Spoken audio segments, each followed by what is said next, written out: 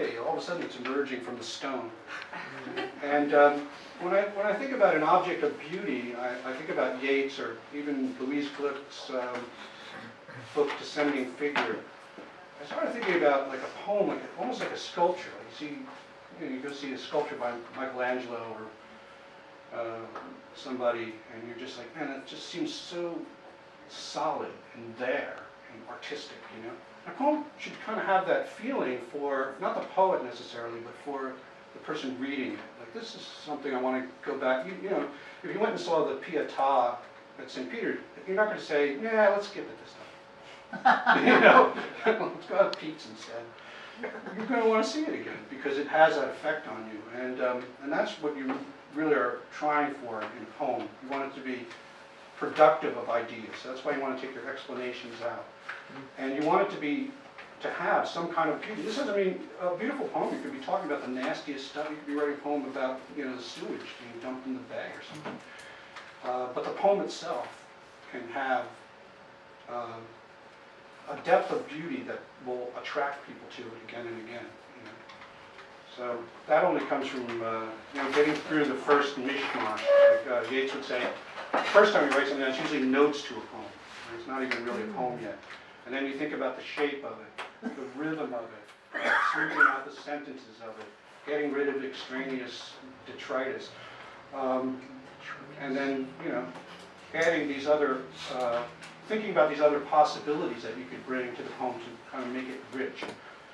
And then once you've done all that, continuing to polish it until you're satisfied with it. One other note I would say is when you start paying attention to rhythm, what you'll find is, and not violating that rhythm, what you're going to find is your poems are going to become, we say in music, through composed, right?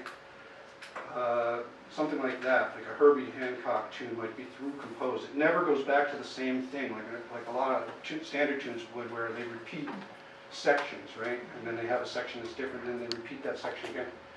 Herbie Hancock tune might not have any repeat sections.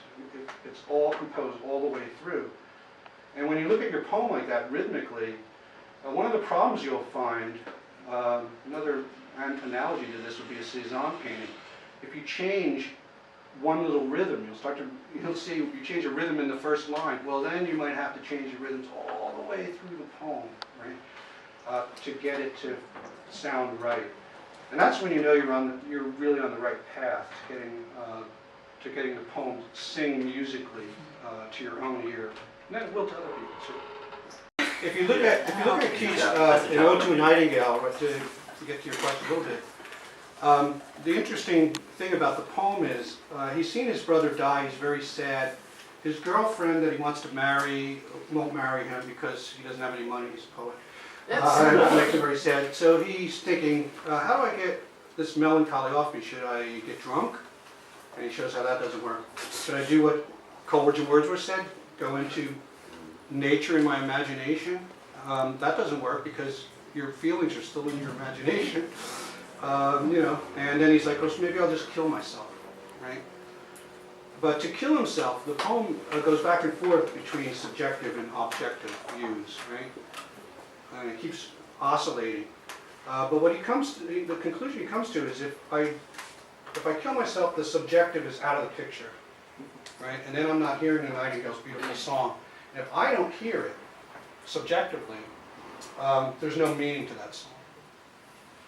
So he puts a premium on subjectivity as the Romantics would. Rationalists might err on the side of objectivity. Now we live in a world where everybody's constantly ramming objectivity down our throats, but the problem is there is no objectivity unless you're God, which we don't believe in because we can't prove anything about it objectively. So everything that we know, including objectivity, is through the lens of our subjectivity, right? Mm-hmm. And that's what Coleridge is always reminding us. And our subjectivity is individual to us. So it's not with a class of people. It's not like, oh, you know, this class of people, I belong to. The class doesn't really exist. It's an abstraction made up by somebody to usually manipulate you. What exists is the individual, right? And their perception. And that's where the poem actually comes from, right? Yeah. So, I think the Romantics would say subject to the more important, but,